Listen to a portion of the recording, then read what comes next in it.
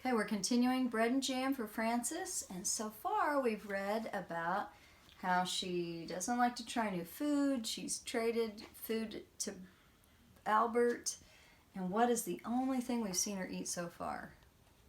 That's right, bread and jam. So let's see what happens today. We'll start with page 16. When the bell rang for lunch, Frances sat down next to her friend Albert. "What do you have today?" said Frances.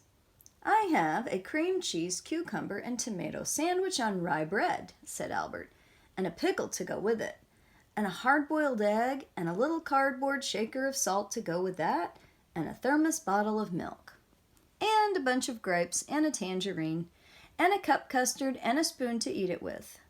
What do you have?" Frances opened her lunch. "Bread and jam," she said, "and milk." "You're lucky," said Albert. "That's just what you like.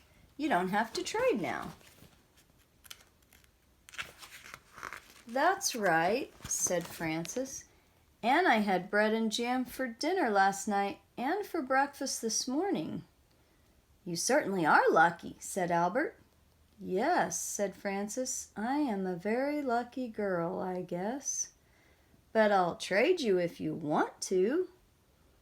"That's all right," said Albert. "I like cream cheese with cucumbers and tomatoes on rye." Albert took 2 napkins from his lunchbox. He tucked one napkin under his chin. He spread the other one on his desk like a tablecloth. He arranged his lunch neatly on the napkin. With his spoon, he cracked the shell of the hard-boiled egg. He peeled away the shell and bit off the end of the egg.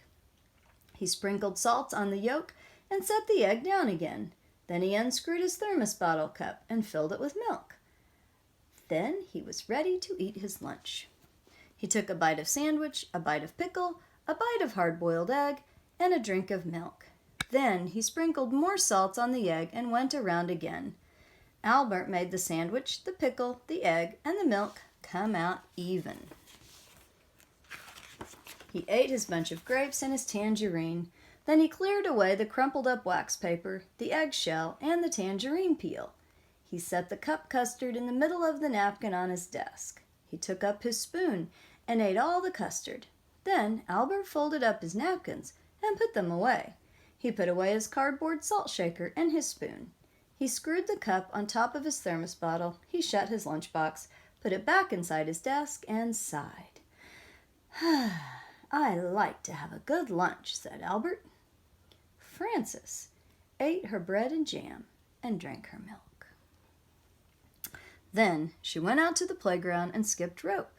She did not skip as fast as she had skipped in the morning, and she sang, "Jam in the morning, jam at noon, bread and jam by the light of the moon.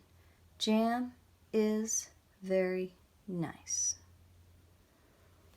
So, that's where we're stopping for today. How do you think Frances is starting to feel about bread and jam?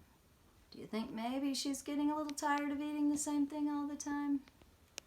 And didn't you think Albert's lunch sounded interesting? Didn't he enjoy all those different kinds of food? Maybe you can try something new today. I'll see you later.